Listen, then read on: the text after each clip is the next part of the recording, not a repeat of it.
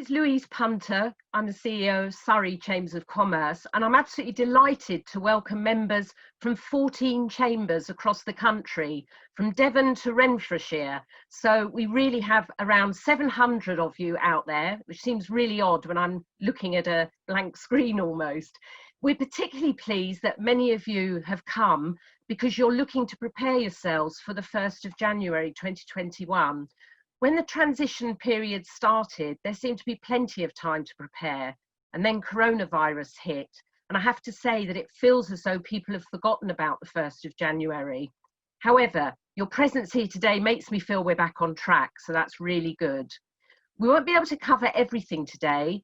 I mean, there is a 206-page border operating model. However, we do have Liam Smyth with us, Director of Trade Facilitation at British Chambers of Commerce, and he is really adept at drawing our attention to the key things to understand. Whilst he is presenting, as mentioned, it would be really good if you can put questions in the Q&A box so that we can cover these at the end. But just before we do that, we would like to just take a poll to find out where you are at the moment in your preparation for the 1st of January 2021. So Julie is going to pop something up on the screen, and if you could all answer that, that would be really helpful.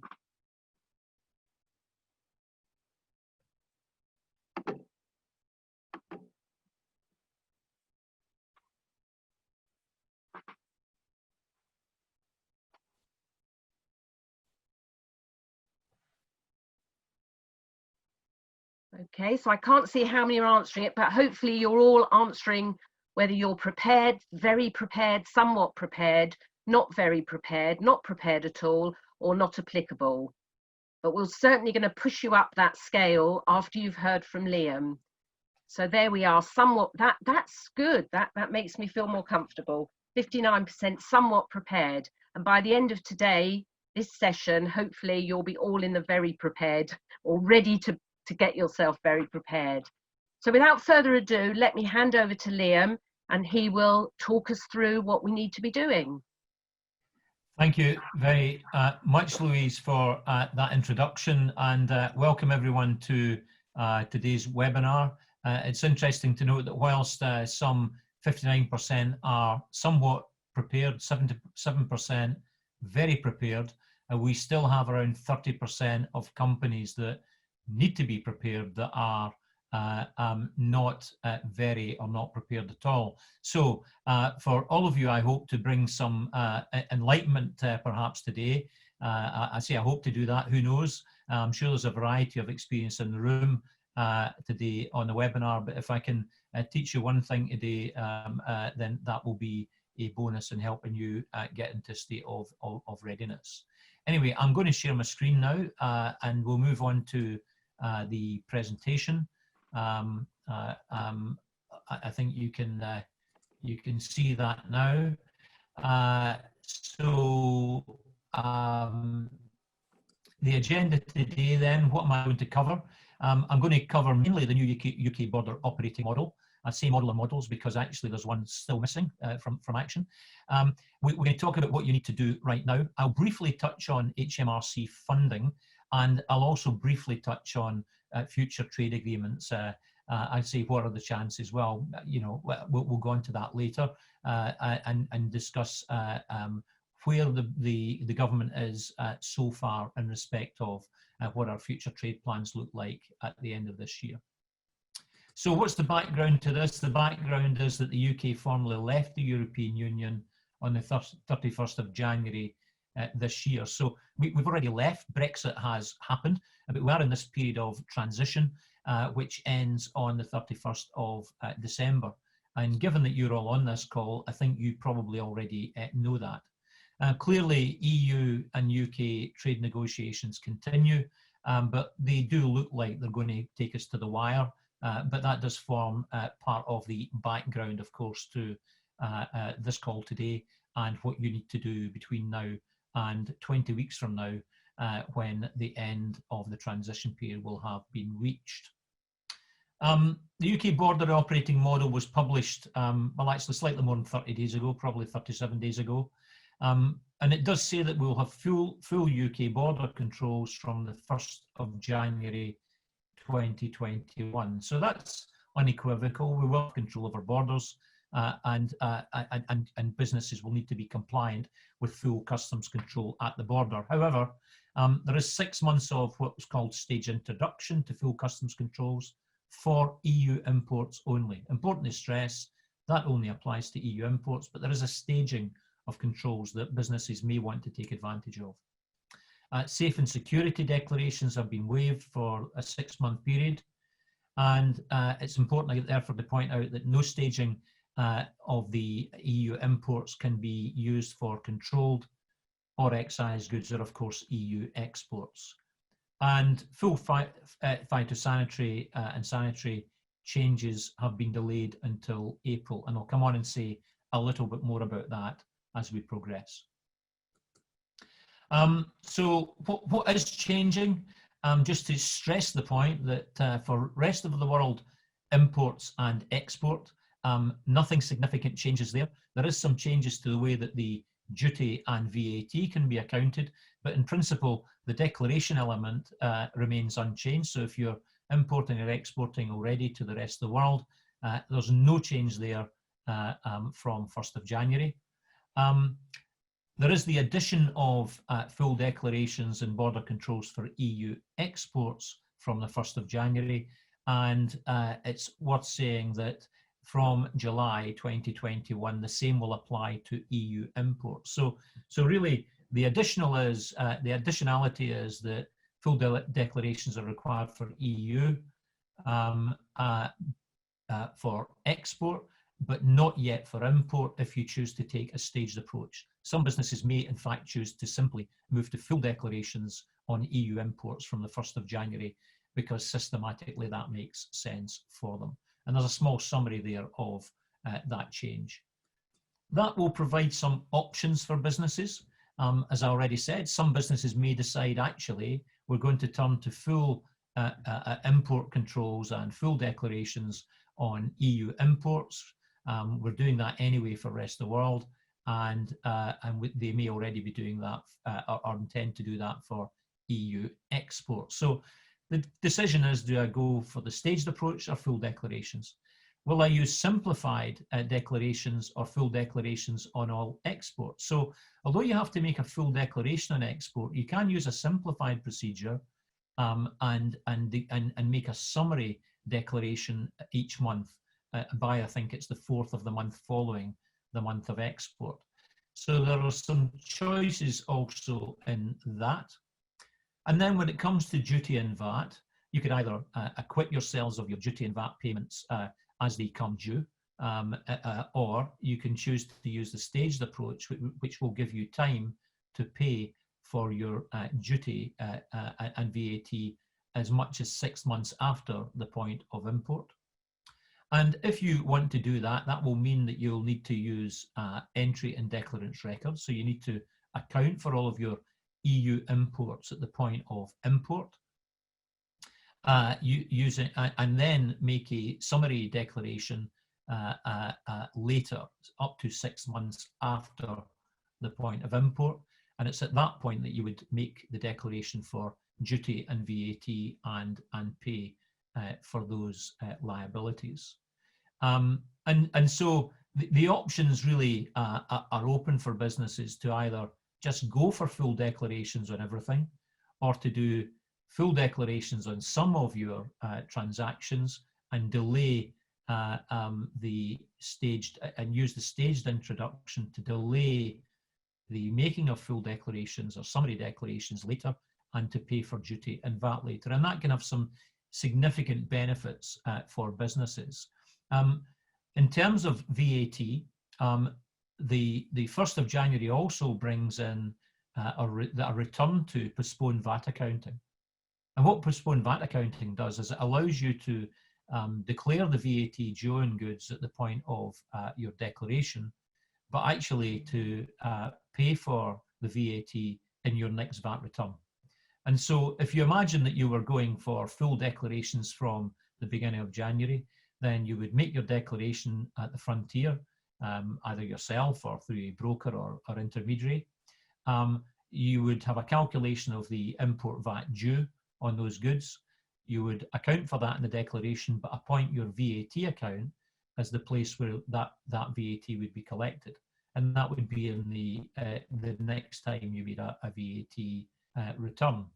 On the duty element, from January, businesses will be able to apply for duty deferment accounts without the need for providing a guarantee, typically a bank guarantee in the form of a bond or an insurance guarantee in the form of an insurance bond.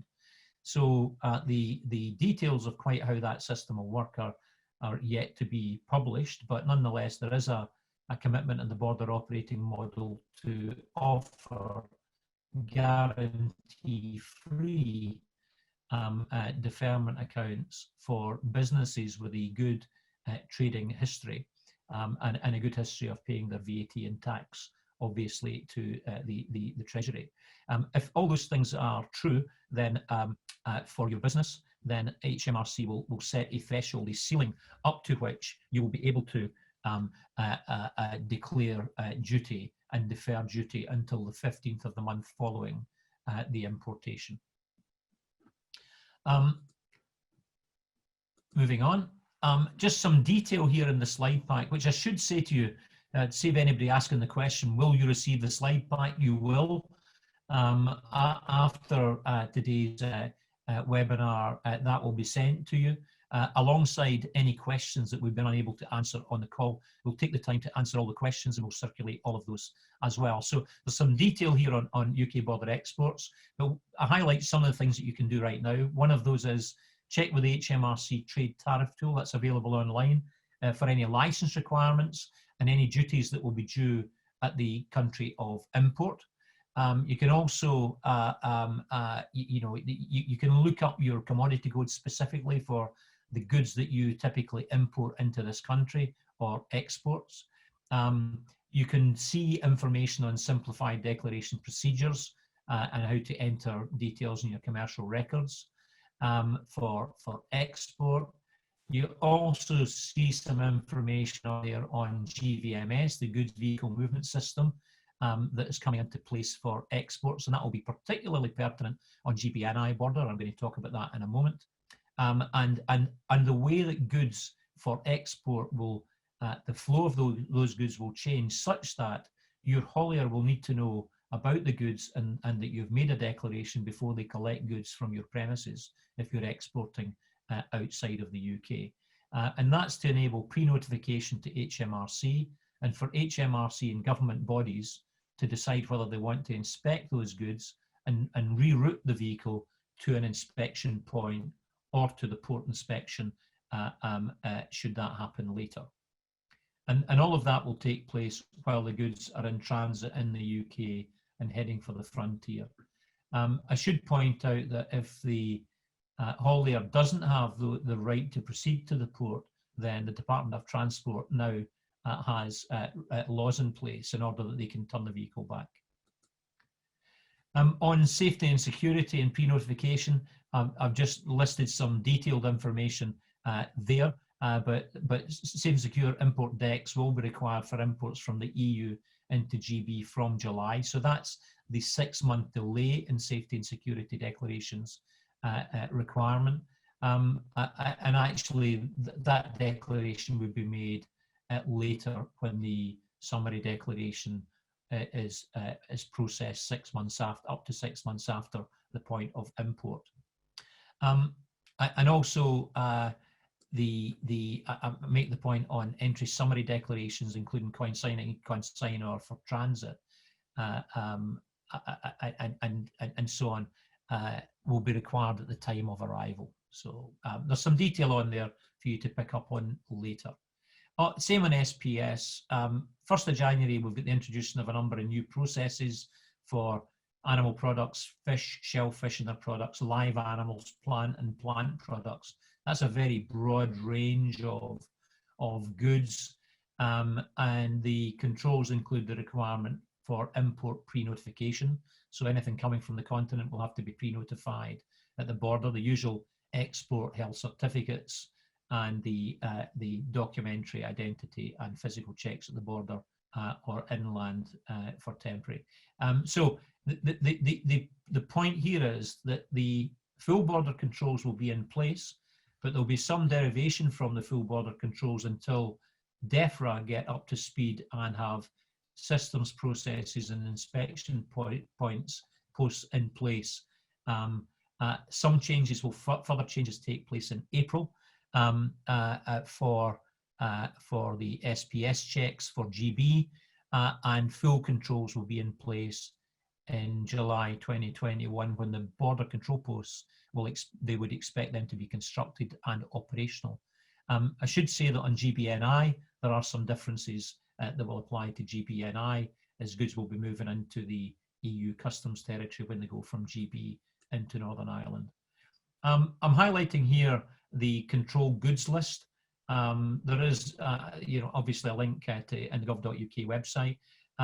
At this point, I usually say something like, I'm sure very, very few of you will be bringing in weapons of mass destruction and the related goods, but there are areas in here where we do have high level of trade flow, such as, fishery products, excise goods, drugs and drug precursors. We move a lot of pharmaceuticals across our borders, and of course plant and plant products as well. So it's worth making sure that you understand whether your goods fall under the controlled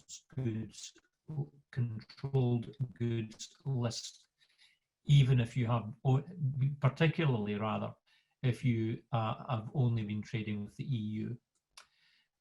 Turning to Northern Ireland, it's worth dwelling a little bit on GBNI border because of the fact that Northern Ireland is part of the United Kingdom, but for the purpose of the border operating model, we need to see GB as GB and NI as NI.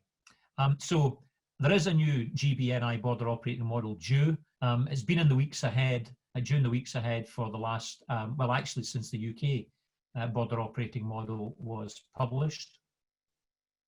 Important to understand that CDS, the new customs control system that replaces Chief, will be deployed on the GB-NI border.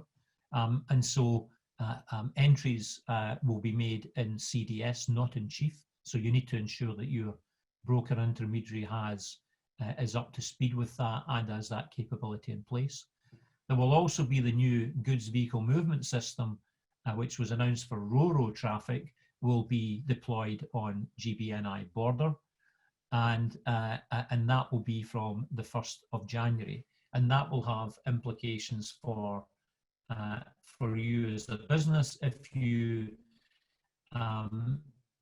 sell goods into Northern Ireland and move goods into Northern Ireland or through Northern Ireland to the Republic of Ireland. A little bit here on what GVMS is. Really, it's an IT platform that supports the pre-lodgement of declarations. So it brings together a volume of declarations references. So if there are multiple traders moving goods on a vehicle that carries goods from a range of suppliers or businesses, each of them have a pre-lodged declaration, and that can be in your your own declarant records, and can be your EORI number as an example, as a method of declaring your goods in the first 6 months of next year. Then the GVMS brings together all those different declaration references into a goods movement reference, a GMR. And your haulier will have the GVMS app will have generated a goods movement reference for all of the goods on the vehicle and all of the different declaration references. And only at the point that they have a complete set do they get permission to proceed to the frontier. When they get to the frontier, that information will have devised in the government systems a risking outcome for all of those declarations, and either result in an inspection taking place or permission to proceed. Once the goods get to the border, the carrier, let's say the ship or the aircraft or the train, operator has responsibility for recording well, it won't be a plane if it's GVMS and it's RoRo, but nonetheless, that carrier has responsibility for recording either the trailer for unaccompanied cargo or the tractor unit registration number for RoRo traffic being transported through their using their vessel. They have to record that information and arrive the goods at the port and at the port of arrival, rather. They have to arrive the goods there. So while the goods are in transit, HMRC and other government agencies will have sent messaging to the driver if they want the goods to be taken to an inspection point after the point of arrival. Important to understand this little fact about GBNI if it hasn't already landed with you. Great Britain is in the UK customs territory operating UK customs rules, but Northern Ireland, whilst it is in the UK customs territory, will be applying EU customs rules. And this is during this period of transition and in order that the Northern Ireland Protocol can be met and the Northern Ireland Agreement can be met. It means that Northern Ireland, to all intents and purposes, is in the EU customs territory. And so there is something that the government talk about in the operating model about goods at risk of finding their way into the Republic of Ireland and therefore the European Union being treated differently from those goods that are simply destined to arrive in Northern Ireland. The issue is that they haven't actually described what that at-risking model will look like and how they'll determine when goods are at risk of entering the EU customs territory, i.e. the Republic of Ireland. We need to wait on the outcome of the EU negotiations, probably, to determine what that looks like. And likewise, the GBNI border operating model in full needs to await the outcome of the EU negotiations, probably to be well developed before both sides would be comfortable in publishing what that model looks like. There's a couple of slides here that describe in detail the movement of goods from NI to the rest of the UK and what happens, and also the same for goods moving from the rest of the UK to Northern Ireland. It's worth mentioning briefly at this point Common Transit Convention, because we know that some traders may move to using transit as a means for transporting goods using the UK land bridge. So goods can depart Northern Ireland for the EU 27 countries under transit without the need for a full declaration, i.e. using the transit accompanying document. And there may be some goods that move from Northern Ireland to the EU 27 countries using the GB or UK land bridge, so-called land bridge. So moving through the UK, perhaps to Dover or Hull, and then moving to the continent from there. So this describes what happens in those circumstances. Sorry, I did flick across two slides. So one is NI to rest of the UK, the other is rest of the UK to NI. The rest of the UK term there is an HMRC term that's picked up from their own operating model.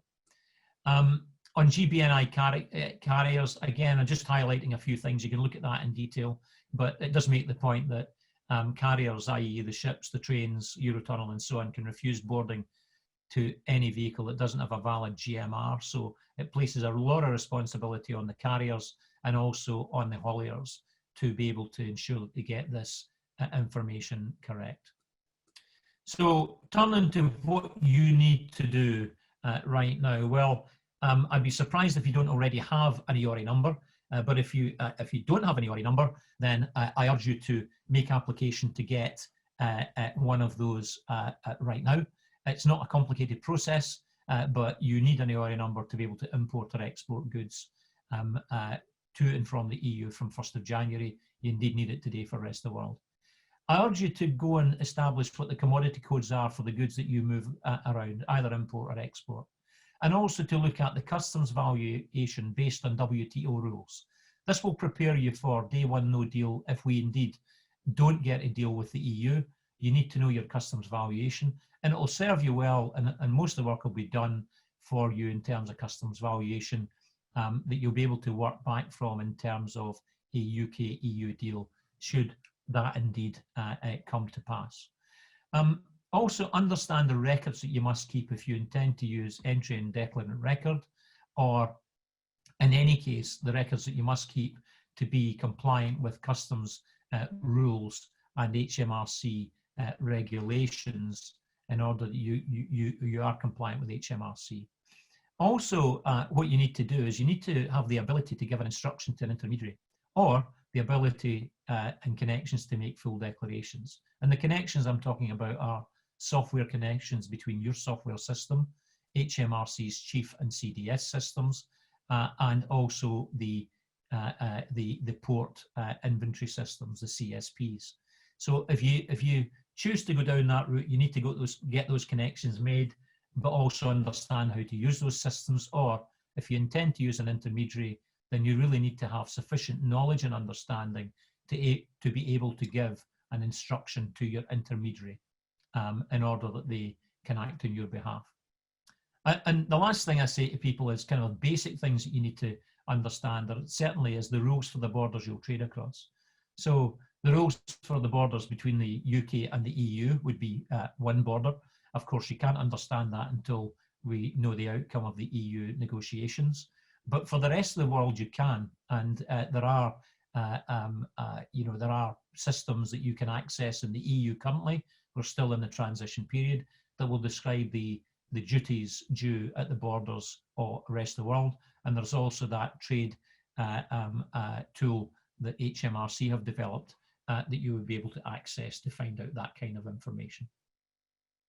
I'm going to pause at this point, and we're going to go to another poll. So I'll ask my colleague Julia to post the next poll, and if you can participate in that, you can give us a steer on where you're at. So how are you planning to process your customs declarations? Are you going to do it yourself? Will you use a freight forwarder or a customs agent? Will you hire a customs broker? Are you undecided? Or do you take the view that you don't need a customs declarations? My doorbell's ringing, so I'm going to absent myself for a second, and I'll be right back while we fill out that poll.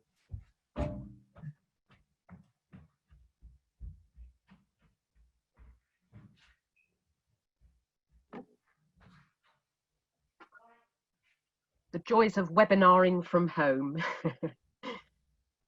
We'll all want to know what he's had delivered.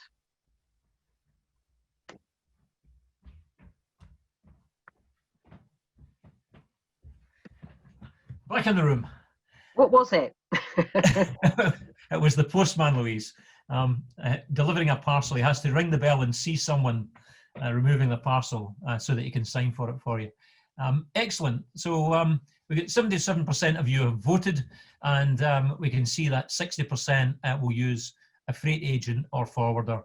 I think we confuse people. We say we will hire a customs broker. Probably we can conflate those two things together. But good to see that we've got 13% doing it for yourself. 2/3 have already decided what to do, and we've got 18% undecided. So it may be that we can help with the undecideds in that regard. So thank you for your responses on that. Just a few more slides that maybe will turn to the capacity issue on customs declarations. I'd just like to show this slide just to ensure that businesses understand the scale of the problem. The scale of the problem is that we've got around 68,000 traders who trade with the rest of the world. This is UK traders. We've also got 73,000 that trade with the EU and the rest of the world. So I take that side of the Venn diagram to be traders who are, we'll call, prepared in the sense that they understand their responsibilities. But not all of them are fully prepared, because actually there may be an assumption they make, which is that the intermediary they have today can do all of the declarations that they need to have done after the 1st of January. 180,000 EU-only traders are also going to be looking for services to be provided by intermediaries and agents to deliver an increase from 55 to 300 million declarations per annum. In terms of the universe and scale of the challenge, an additional 250 million is huge. And the 300 million figure was was devised and developed by the National Audit Office on behalf of the UK government and Parliament who asked the question, and doesn't include the approximately or estimated 10 to 20 million additional declarations that will need to be made on the GB-NI border as well. So really, this is my way of saying that unless you have absolutely certain that you've secured those 65% who are using a customs agent or broker, you need to be sure that they have the capacity to deliver what you will need from 1st of January, as the demand side for declaration services is going to ramp up very, very rapidly on 1st of January, because there isn't anything in an EU-UK trade a difference to the value of duty paid on goods entering the EU. It doesn't change the need for a declaration to be done. So I urge you, and Chamber Customs, of course, is a service that is designed to operate from 1st of January. But even we have a limited capacity that we can take on. So we are signing up traders right now to use our service from 1st of January and to secure the capacity for us to deliver on their behalf. Once we have reached our capacity, of course, we can employ and train more people, but that takes time, and there'll be a lag time before those people can become active. So I urge you to get in touch with your chambers and secure your contract with the chamber to deliver that service on your behalf. Just some things to note. One big thing is wood packaging material, known as WPM. I don't know why I've put wood packaging material twice. I don't understand that, but anyway, including pallets and crates. From 1st of January, they must meet this ISPM 15 standard for treatment and compliant marking. And the reason for that is because at the moment, as part of the single market, the EU has a dispensation on this SPM 15 for the internal market. Once we're outside of the single market, we won't benefit from that dispensation. And so my understanding, and the industry says, there is already a shortage of pallets emerging in the UK that pass this standard. Really, it means that they have to be fumigated and bug-free to enter the EU. So it's just to note that if pallets are a thing that you use, then you may want to look at your requirements in future and whether you need to be stockpiling pallets in order that you can meet that standard. I make the point that EU border will also exercise control. So as well as understanding the UK border, you need to understand the EU border.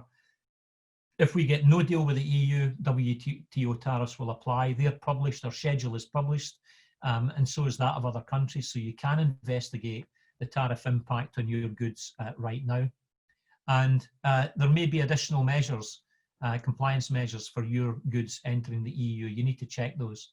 So you need to look at how the EU treats third countries for goods, particularly if your goods are, plants, a plant product, food and drink, those goods, regulated goods in terms of, product safety regulations and so on. And also you should look at your contract terms, in particular around Incoterms, and who's responsible for getting the goods across the border. If your contract with your company in the EU is delivered duty paid, DDP is a lot of contracts changed since we had the Brexit vote, then you may be responsible for getting goods into the EU and paying the duty and VAT at the other end. In those circumstances, you may want to either renegotiate your contract with your buyer, or you may want to look at setting up an establishment in the EU and applying for an EU EORI number. Turning briefly to the Hmrc grant scheme, this was an additional £50 million that was relaunched on the 29th of July, and this aims to increase customs intermediary capacity. Now, aims to do that, but it also aims to encourage businesses to create their own capacity to handle their own declarations. It focuses on the recruitment, the training, and the IT equipment required by individuals to do that work. Now, clearly, ChamberCustoms can do that work, and many other intermediaries can do that for you, but some businesses will be a sufficient scale where they may decide to do it for themselves. In those circumstances, you can either employ or redeploy staff and take grant funding of £12,000 towards the first year's salary. You'll get a £3,000 grant for recruiting. If you redeploy, then you need to have shown that you've had a recruitment campaign, but the best candidate was internal to get that £3,000. And you can fully recover the IT and most of the training costs associated with getting those people trained to do that work. The website's open now. The application process is it's not the worst I've seen, and it's probably as good as the best I've seen in terms of complication. Once the 50 million is gone, of course, it's gone. But I understand the rate of application is around about £600,000 per week at the moment. So that funding is there from the government, and we would encourage businesses that can do their own declarations to think about doing their own declarations as well. The capacity need is huge. In terms of future trade agreements, just to talk briefly about where we're at with that, there's a lot of statements come out of the government occasionally about the work that they're doing in trade agreements. More recently, it's been a bit quieter, I have to say, but the continuity agreements have been signed by the government calls 70% of current trade, but they exclude Japan and the EU from that current trade. So there's 40 agreements so far. In fact, maybe slightly more than that now. There's also new negotiations that were started with the US, Australia, New Zealand, and Japan back in June. I think it's fair to say that the negotiations with the US have probably, whilst they may continue, they probably are not going to conclude by November or even December, given the presidential election in the US, and also their attitude to the kind of trade agreements that they like to do. I note today that the US Chambers of Commerce are urging UK to not leave EU without a deal, but to work hard to negotiate a deal. Australia and New Zealand probably are going to continue to go well, and there's a desire in the part of Australia and New Zealand to do a deal with the UK, likely to happen. But note that Japan's foreign minister came to the UK, I think last week and the week before last, with the intention. I think everyone had the idea or thought that he was coming to perhaps sign something, and that didn't happen. So there are still some stumbling blocks on the Japan deal in relation to agri and automotive. And automotive, of course, is the really critical part of that deal for the UK. You might recall that it was all about Liz Truss and blue cheese, apparently. She wanted the Melton Mowbray Stilton to be going into Japan and wanted a bigger quota. You would hardly believe the number of times that negotiations come to a stall or stumble over cheese around the world, particularly where the EU and now the UK are involved, but that's happened. There are negotiations with Norway and Iceland and EEA and EFTA countries, and the potential for the UK to accede in time, perhaps, to be part of the EEA. Turkey, I mentioned briefly, big desire from Turkey to do a deal with the UK, but it's contingent on the UK-EU negotiations. Turkey will not reach a deal with the UK bilaterally unless we already have a deal in place with the EU. And CPTPP, again, we have a desire apparently to accede to the CPTPP, which would be a good thing in terms of giving us those additional countries such as Canada and Mexico as part of that arrangement. But that is all for the future and will take a period of time to get to conclude. Just to mention before we go to Q&A on what we do, well, we provide customs advisory services to companies and to government, actually. We can train your people and we'll make your customs declarations for you. The main thing we can do for you is help you to secure capacity for customs declarations from the end of this year. We're active now. If you need declarations done, we can sign you up now.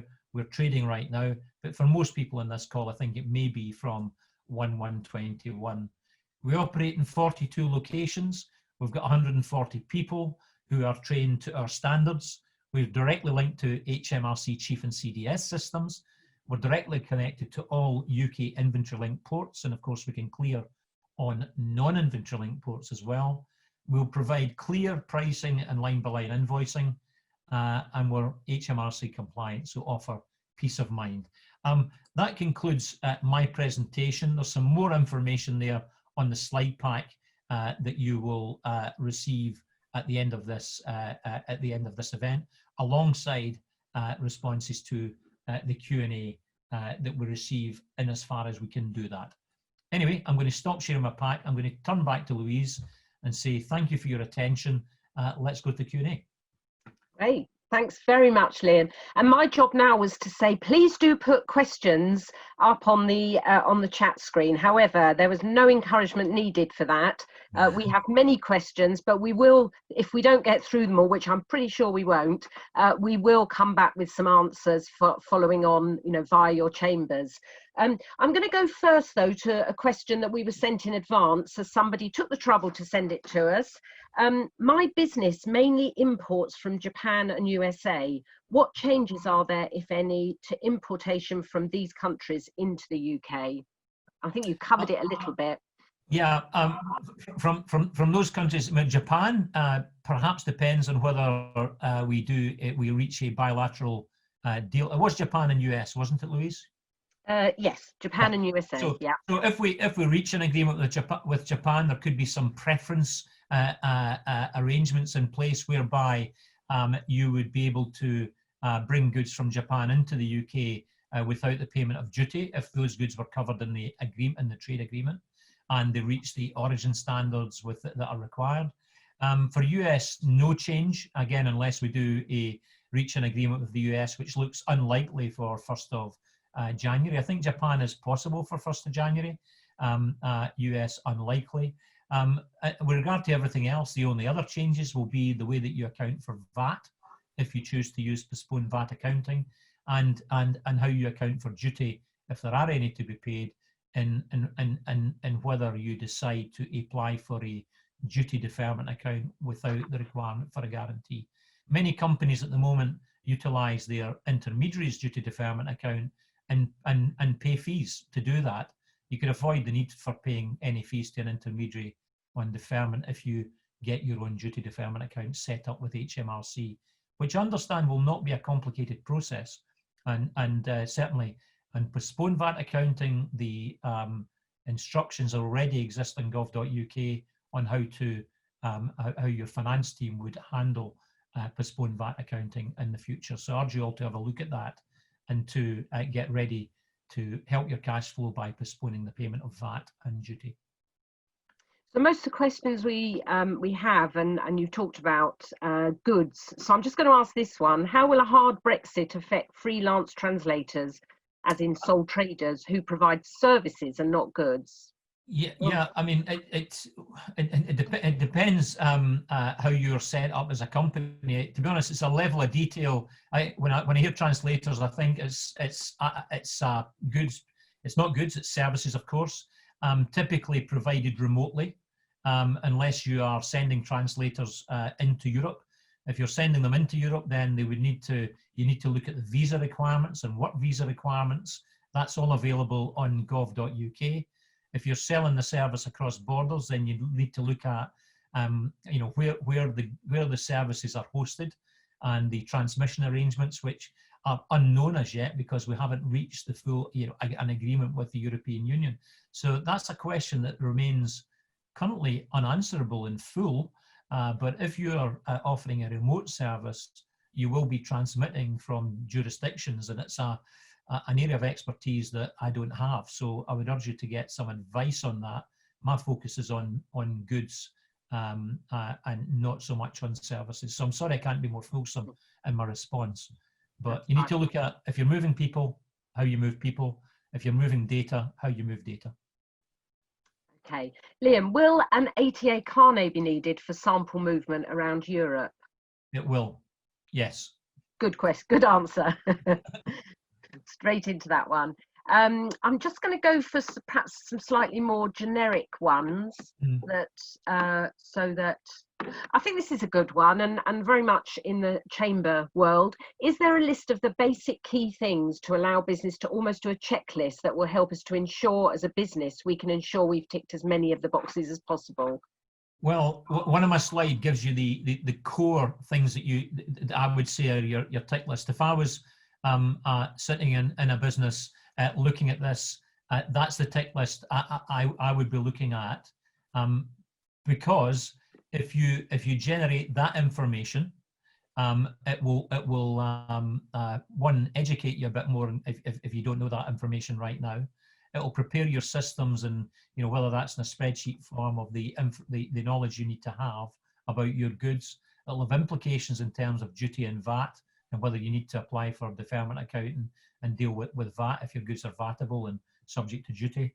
And that'll have an impact on things like the reclaiming of VAT.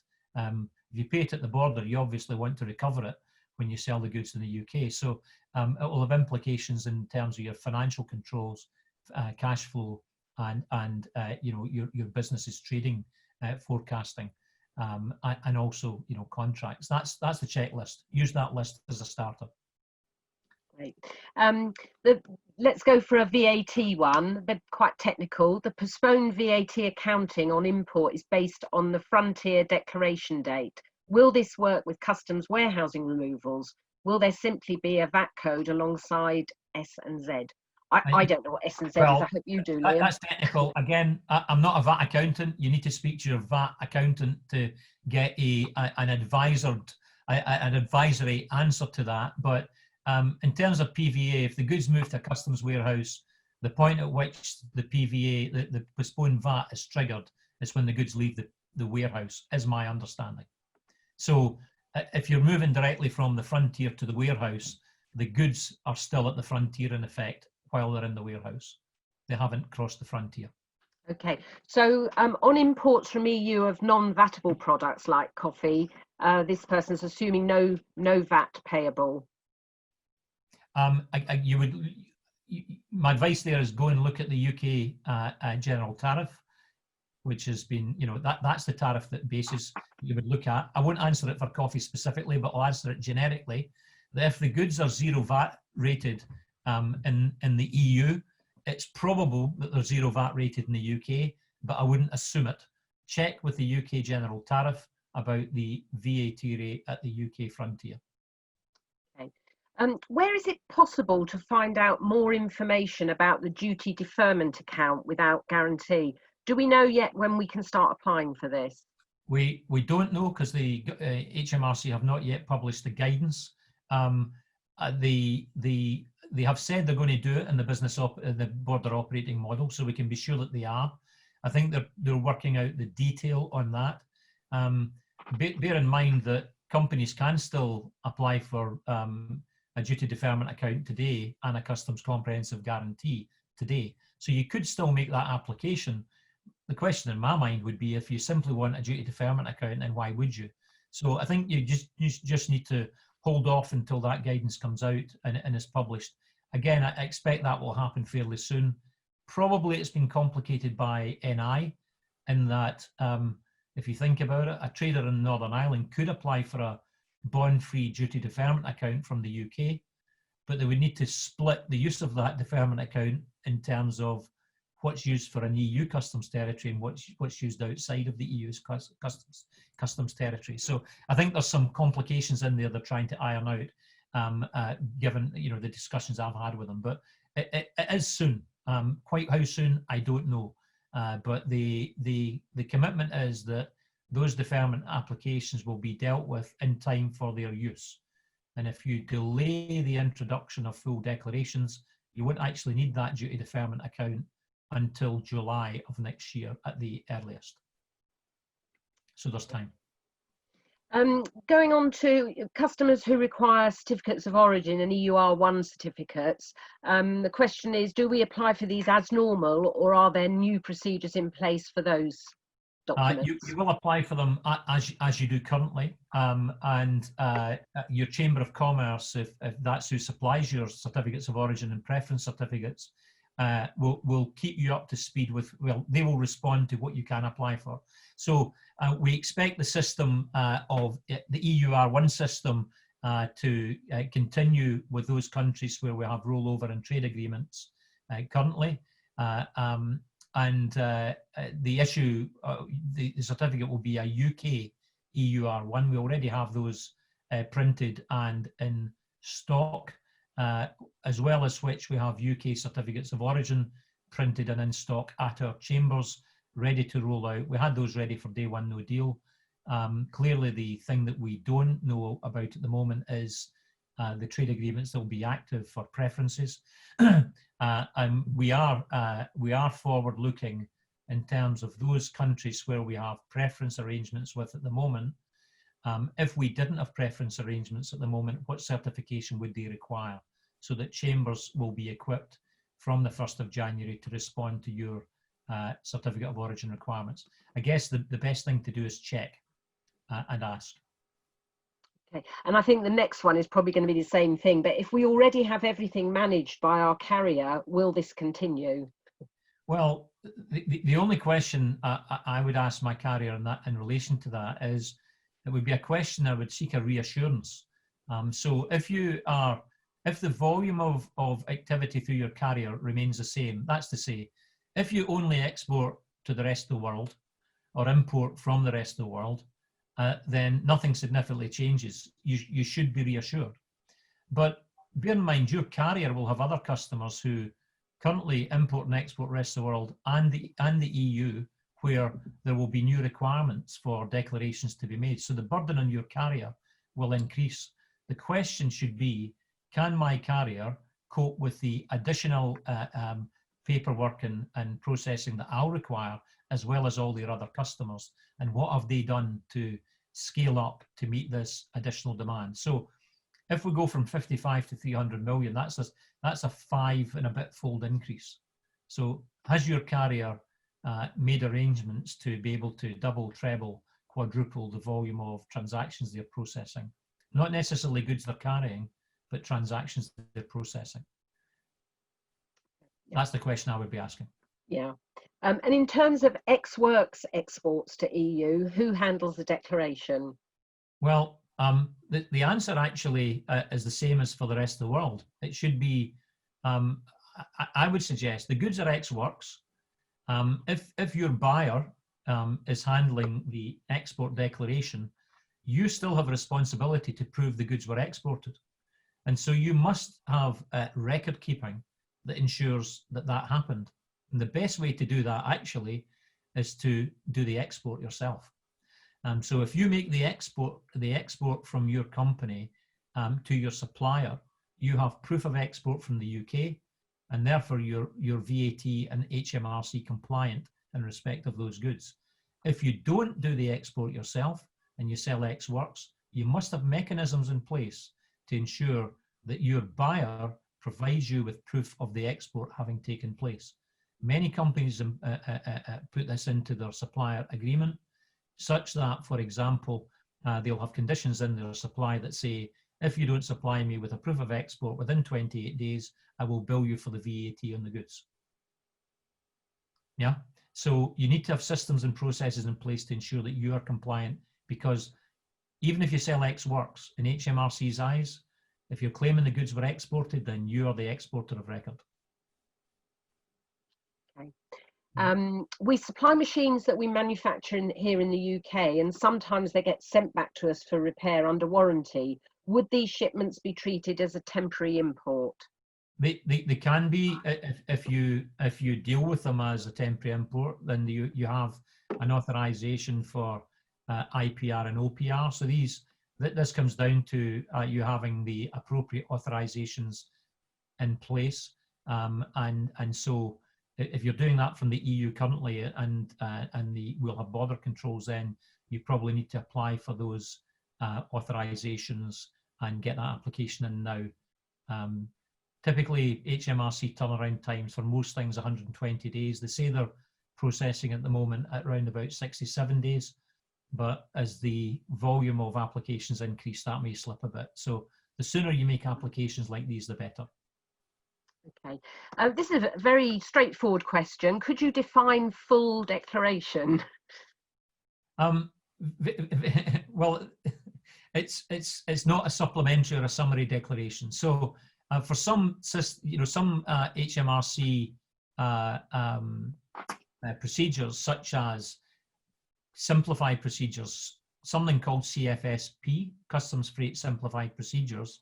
What CFSP allows a business to do, or an intermediary to do, is to make entry in declarant records. So either the company makes an entry in the record of the export being made or the import being made in a summary, a simplified way, and then brings a group of simplified declarations together in a summary declaration at a period, let's say at the end of each month in the case of export, or with this staged introduction, you can take as much as 6 months to make those summary declarations. The advantage there is you delay the time when you need to pay duty and VAT on imports, but you also reduce the number of full or summary declarations that you make on export. It can be a way of managing your records more efficiently if you do a volume of imports or exports.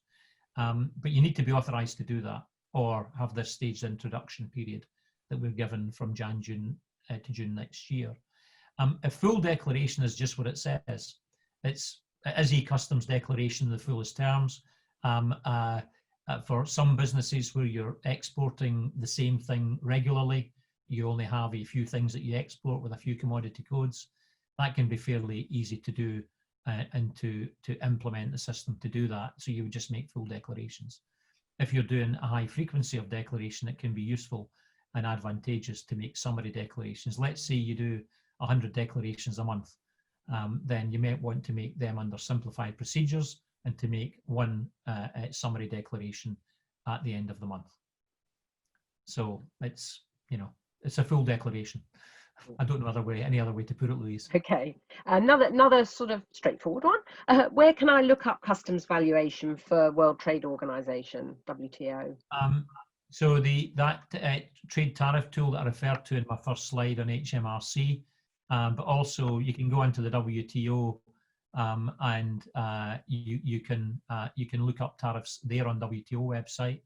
And also at the moment, we still have access to the market access database that the EU operates. So that's sometimes called the MAD, the Market Access Database. That's available right now, and obviously caution needs to be applied for next year, because the Market Access Database for the EU includes all of the trade agreements that the EU has with the rest of the world. And we won't have access to all of those trade agreements. But what you can do, obviously, is look up the WTO tariff for rest of the world exports and rest of the world imports, rather. And then we've got someone who's finding it extremely difficult to find out their product commodity codes. Any advice, please? Well, I mean, commodity code lookup tables. I mean, commodity codes are complicated. They just are, and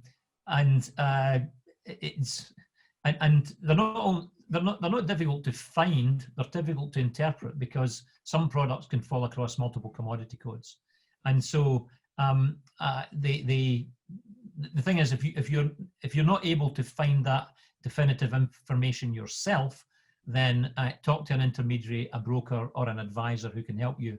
And I know we've done some, and others will do some work in terms of providing commodity code lists for companies for after 1/1/21. So there is help out there if you need it. Conscious of time, Louise, we're going a minute over, and I hate to be I know. late. I think I've done a rubbish job. Well, we've just got so many questions, but we will be able to answer them and send them out. I'm sure that you're not doing anything for the rest of the week, Liam. No, I'm at a loose end. So we've done not bad. We've answered 26, and we've got 145 to go. Thank you for your questions, because it helps us to build a picture of the information that businesses need, and to produce things like FAQs on these matters.